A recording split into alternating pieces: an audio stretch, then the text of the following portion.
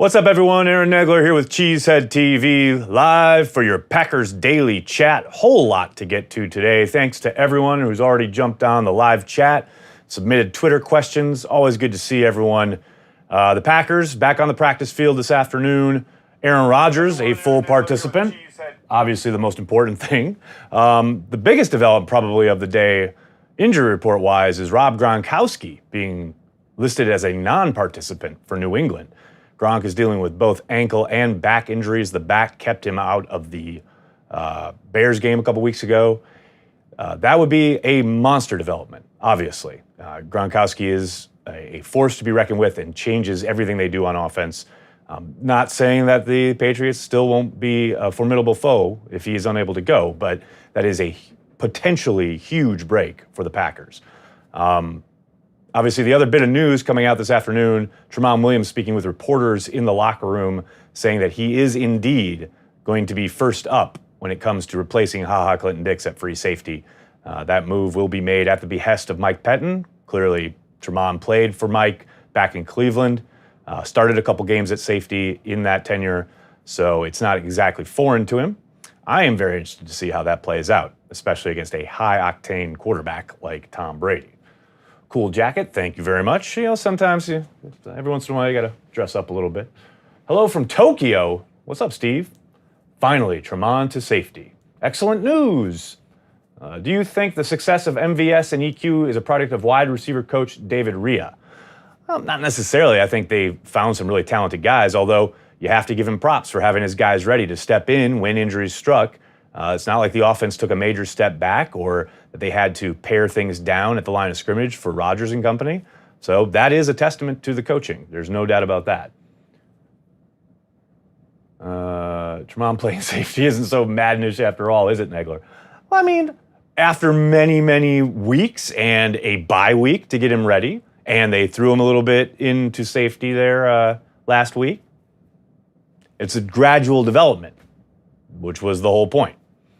I will admit, though, I am still a little bit surprised that they're making that move. There's no doubt. I will own up to that.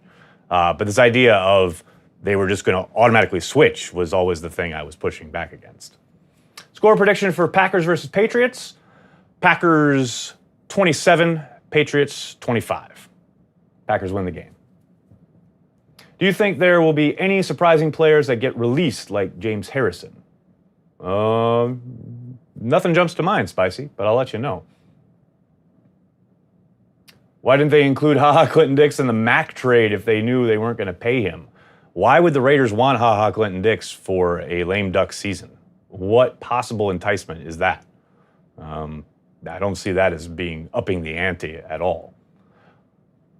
Was Tremont Williams good at free safety when he was in Cleveland? That's a pertinent question.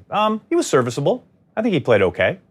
I don't think he was lights out or anything, but he held his own from what I've seen. I went back and watched at least one game, but I think circumstances are a little different this time around. He's got a lot of different talent around him, and I'd say, more than anything, what we saw last week was the start of the transition when they had him inside quite a little bit. But we'll see. We'll see how much center field he ends up playing. Gruden trades his Halloween candy for a draft pick. Free Aaron Jones, Dominic. That's a familiar refrain. We'll see. Now that Montgomery's not in the mix, maybe he gets a few more carries. Did Rodgers' criticisms of the young wide receivers and the game plan / Mike McCarthy create some of the locker room toxicity? I don't think so. I think that's business as usual. That's nothing new. Rodgers has been outspoken before. Everybody knows that he's the leader of the team, and when he is dissatisfied or unhappy, he speaks it into existence. So I don't really think that plays into it too much. Packers have to create more turnovers. Now that is the truth. Obviously, last week, the one turnover in the game cost them. That was Ty Montgomery's fumble. And I know we've talked about that here before here on Packers Daily, but when they went on that run, when they quote-unquote ran the table a few years ago, everybody wants to talk about the emergence of Jared Cook, Rodgers playing out of his mind, which, of course, all added into it. But The biggest thing that turned around in that run was the turnover differential. They went from -5 or 6 to plus 3, 4, 5, and away they went. So, yeah, there's no doubt that they have to start turning the football over for the opposing offense. They have to create some short fields for Aaron Rodgers and company. Get Aaron Rodgers the ball a few more times. All that will play into a few more W's down the stretch here. Everyone keeps making this Rodgers versus Brady. What's the real matchup that will decide this game? Mike Pettine versus Josh McDaniels. To me, that's what this game is all about. I think Aaron Rodgers and the offense will be able to move the football against the Patriots defense. I think they'll score some points. And I think the Patriots will score points as well, obviously. But to me, the entire crux of this game is about Mike Pettine being able to slow down Brady enough for the Packers to pull away. And I think he does. How poorly does Tremont's transition reflect on Josh Jones? Well, you see, here's the thing. I know a lot of people want to see Josh Jones on the field, and I understand that, especially since he was a second-round pick.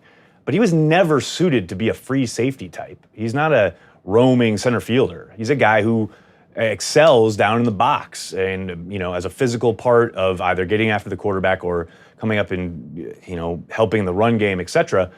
I never saw him as a free safety and or center fielder, which I think we saw play out last year. There's like some kind of fly bug here flying around. But we never saw that last season, his rookie year. He looked completely out of place the further away from the line of scrimmage he got. The more he was asked to play in space, the worse it looked. And nothing really changed this summer when we saw him in camp. So I don't think it's that. Yes, it reflects poorly on him that he's a second-round pick who can't get on the field. That much more is a damnation of him than his inability to play free safety after the release or the trade of HaHa Clinton-Dix. Can Josh Jones become a linebacker? Possibly. I think he's probably better suited towards it, but I don't know if he's got the bulk to hold up down in, down out. B.J. Raji trade for an 8th rounder. The Pats like to take away the thing that a team does best. What is that for the Packers this year? Can Bill let Mike know for future game plans? Well, Whiskey, I would say undoubtedly what they will probably end up trying to do is taking away Davante Adams. Davante has been the go-to guy. He has been productive in every single outing. I do not doubt that they will try to double and or shade coverage towards Davante Adams and make guys like MVS and Randall Cobb beat them. We talked to Belichick earlier this week on a conference call. He mentioned how Davante killed them last time around in 2014. Now, Davante did that because the Patriots were taking away Jordy Nelson, or at least trying to, right up until the end of the first half. But I don't doubt that will probably be the game plan this time around as well. They will try and do what they can to limit the damage Davante does and make other guys beat them. That would be my hunch. Now, obviously, I don't have any inside information there, but that would be what I would expect. Let's get over on Twitter, shall we, and see what's cooking over there on the old social media network. Mark starts us off with, how long do you think the Tremont at safety plan has been in the works? Well, I think it's probably been something they've kicked around for a while. As someone said earlier, making fun of my Maddenism, I don't think for a second that they ever thought they were just going to insert him. So you have to think this has been talked about for a while or a bit since it did, occur back in Pettine's tenure in Cleveland. I would probably suspect that they started talking about it during the bye week. We've seen kind of moves like that made in the past. The one that leaps to mind is when they moved Clay Matthews inside a couple, what was it, 2014? That happened during the bye week. I don't doubt that they knew there was a good possibility they would trade HaHa Clinton-Dix, and they were getting Tremont ready. Like I said, he did some safety work last week. So I think that transition had started, if not before the bye week, definitely during it. Let's see. Remember when Montravius Adams was making plays on family night? Whatever happened to him in his third-round draft hype? Well, he hasn't been on the field. They've actually preferred Lancaster, the undrafted kid who they brought up off the practice squad after Wilkerson went on IR. And I posted one clip that kind of illustrates, I think, why they're liking Lancaster over Adams. Adams has done a really poor job of anchoring. He's been able to get washed out in the run game. And I think he does offer them a little something when it comes to quick twitch, getting after the quarterback on passing downs. But you're not taking off Kenny Clark or Mike Daniels for him. So the one place you're going to want to use him is against the run, and he has just been almost a liability in that regard, whereas Lancaster has at least been able to anchor and hold the point. So, yeah, I just think Adams is kind of caught in a spot where he can't get on the field because there's too many talented guys in front of him, and he's a liability when they want to use him. That's my read on it anyway. Joseph asks, your prediction on how HaHa does in Washington? Experts seem very divided up on his play. In my opinion, Packers slightly worse short term, but could be better by the end of the year. Who knows if the Packers are worse? I mean, let's see how Tremont works out. Let's see how the defense adjusts. Maybe this helps. Getting Breland on the field is a possibility. Josh Jackson seems some more snaps maybe. Maybe it helps them. I mean, we don't know. We'll have to see starting on Sunday night. As for how HaHa will play in Washington, I think he'll be energized, and I think that will help him. I think it was pretty clear he wanted out of Green Bay. I know he's good friends with Swearinger, and I think that will pump him up a little bit. Yeah, I don't know. I'm curious to find out. Let's see. Justin, do you think getting rid of HaHa now indicates the Packers are going to be more inclined to sign free agents and not playing for compensatory draft picks? What's funny is that Brian Gutekunst did mention that yesterday in his press conference. The idea that getting this fourth rounder now for next year's draft, it was more of a sure thing, so to speak, because of the fact that they could possibly be active in free agency. I don't think it's a set plan. I don't think that's something they're going to go into and going, we are going to do this. I think a lot of that will be driven by the market and who's available. But I do think he understands that the possibility is there, especially with the amount of cap room that they're projected to have. They could be real players in free agency. Much more so than they ever have been. So, at least recently. So yeah, I think that definitely played a part in it, played a role. David asks, do you think Gutekunst saw HaHa Clinton-Dix as a compensatory pick of less than a fourth round had he walked in free agency? Well, I mean, it's hard to project as far as what kind of contract he might have garnered. I think it's much more about what we were just talking about as far as how the Packers probably expect to be a little bit more active in free agency because they're about to have a mountain of cap room. But I don't doubt that that played into it. What you're asking may have played into it just a little bit, no doubt. Could Tremont be an upgrade at safety over HaHa? Andy, only time will tell. I mean, it's not his natural position, but we've seen corners make that transition before. We even saw it in Green Bay with Charles Woodson. So we'll have to wait and see. Last time the Packers played the Patriots, Davante Adams stepped up and had a big game. Do you think MVS, St. Brown, or even Jimmy Graham could serve in a similar role this week? I absolutely think this is a big game for MVS. Let's get back to the live chat, shall we? What is this 2018 Packers ceiling? The Super Bowl. 100%. Now, I don't expect them to march to the Super Bowl and win it and look like some juggernaut in doing so.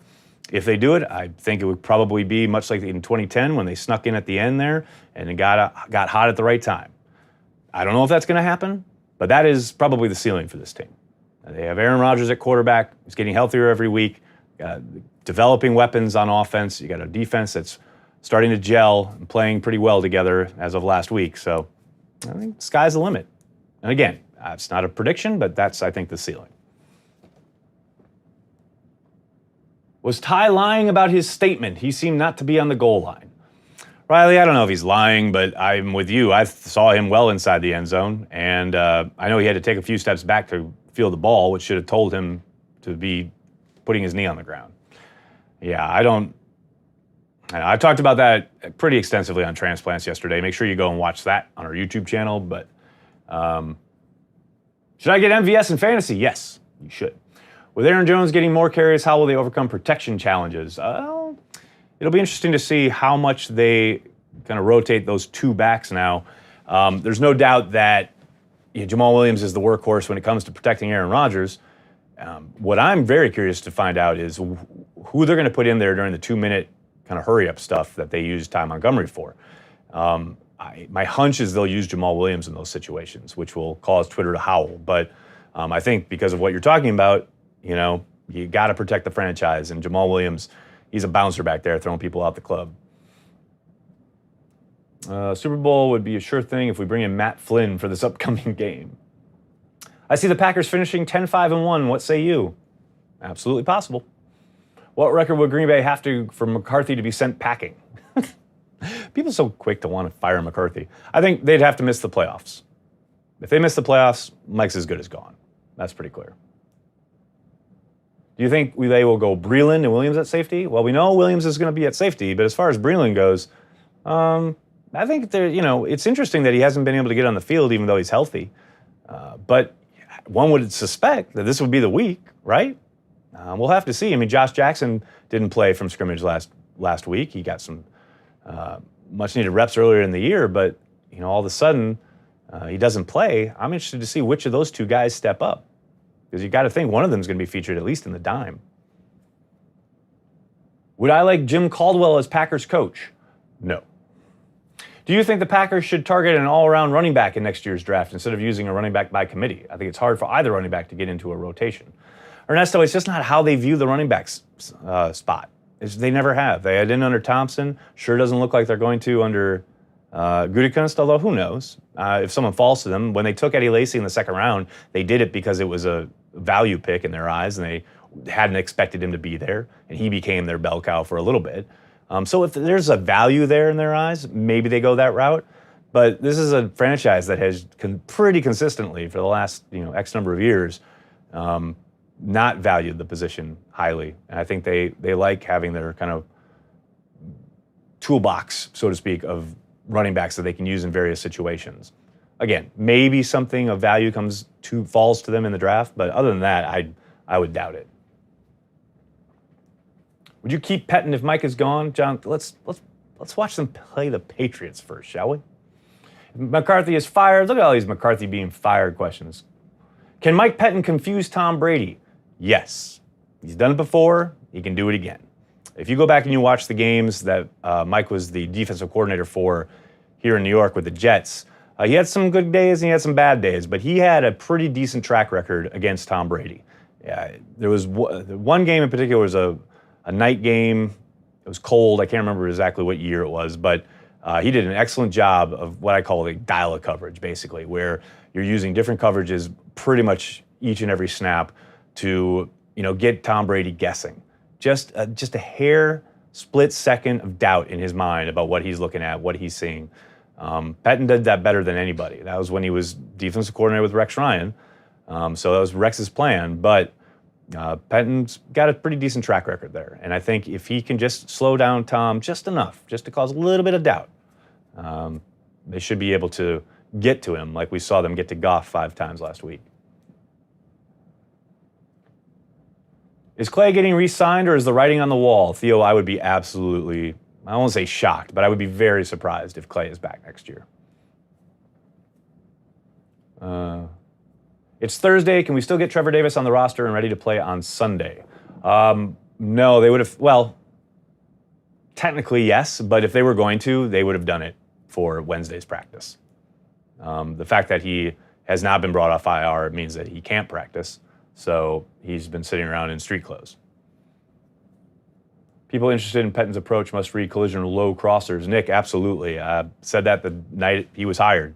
If you haven't and you want to know more about Mike Pettine and his time as a defensive coordinator with the Jets or just about his time in football, read the book Collision Low Crossers. It's excellent.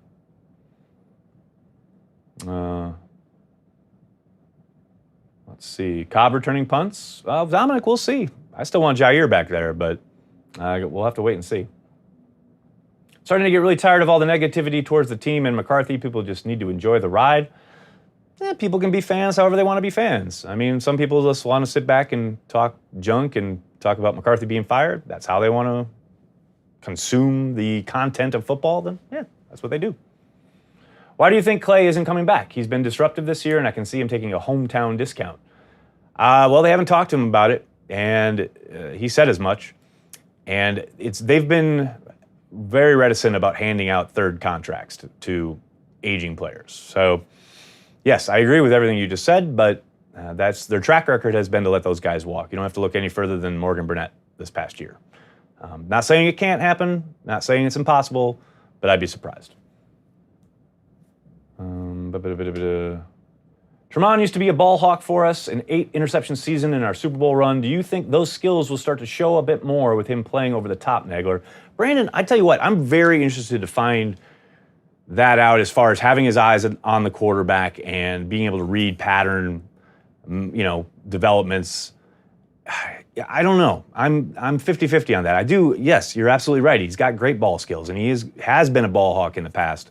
But I do wonder about how little safety he's played and how many false steps we're going to see and how many times Brady's going to be able to move him with his eyes, etc. To me, that's the big danger here when you take a guy who's been primarily a corner his entire existence and put him in safety, especially in a big spot like this. But I do agree with you that he has the ball skills and he has been a ball hawk in the past. Excited to see if it shows up now, given his eyes on the quarterback. Will Kenny Clark make the All-Pro and or Pro Bowl? I tell you what, he absolutely should. He completely wrecked the Rams on Sunday. And he's had an excellent season. I only see him getting better. I said all offseason he still hadn't hit his ceiling. I think he is an absolute Pro Bowl player. I think he's an absolute All-Pro. But you never know. A lot of these things are popularity contests, but there's no question he should be. What's wrong with Lindsley? Is it too bad? Hi from Buenos Aires. Walt, what's up? He has a knee injury. I'm told it's no big deal. He should be fine for Sunday night. If Mike McCarthy puts Cobb as a running back even for one play, how many beers will be consumed by Packer fans? No more than would have been otherwise. Packer fans are drinking, regardless. We all know this. Who gets booted off the active roster if Trevor Davis comes back? I don't know. We'll have to wait and see. Tremont's veteran experience has to help his transition, one would think. Chances Nick Perry is on the roster in 2019. Travis, I would say not good. I'd be surprised if he's back as well. Now, here's the thing. Everyone wants to get rid of Nick Perry, and we're talking about Clay Matthews possibly not coming back, etc. But then you have to make some kind of meaningful upgrade and or, move to replace these guys. Nick Perry has been invisible, but at least he's, solid against the run, assignment sure, etc. You don't want to keep paying the guy for being non-productive, but you need, competent players in your defense. So it's hard to see them continuing to pay Nick Perry for a lack of production, but their hands may be forced a little bit. Should the Packers sign Clark to an extension ASAP to minimize costs? Well, they can't, and he's still 1 year away from being able to activate his fifth-year option. Remember, he was a first-round pick. They're not allowed to renegotiate with those guys, but after 4 years, they can choose if they want to operate, activate the fifth-year option. Once they do that, then they can, once that season starts, then they can start negotiating, and I'm sure they will as soon as they can. But we've got another year or so to wait. Perry made plays Sunday against the run. He did indeed. Do you think the Packers defense will get pressure like last week against the Patriots? Well, a lot of that, not a lot. Some of that pressure was coverage driven, and I am interested to see how much that continues against a veteran like Brady who's seen everything before. But I think, yes, the ability definitely is there. I am also interested to see how Josh McDaniels counters what the Packers put on tape last week. All right, everybody, I'm going to have to jump. Thank you so much for all the questions. I'm sorry if I couldn't get to yours. There are a ton of them, but blown away by how many people show up each and every day, chat some Packers. It's always great to talk with you all. Thanks for all the Twitter questions. I'll be back tomorrow. Tomorrow will be at 3 p.m. Don't forget that, because we'll also be doing the Madden preview tomorrow, probably around 5. So make sure you're that, and you can just make sure you subscribe to us on YouTube, and we'll put it on your notifications. You'll know every time we're live and we're doing something. If you're on Facebook, share us, tell your friends. Go on iTunes, download the podcast, Packer Transplants, Railbird Central. We got Cheesehead TV Live, Pack a Day. We got tons of content for you guys because we are devoted to Green Bay Packers fans worldwide. Thanks a lot, everyone. Have a good night.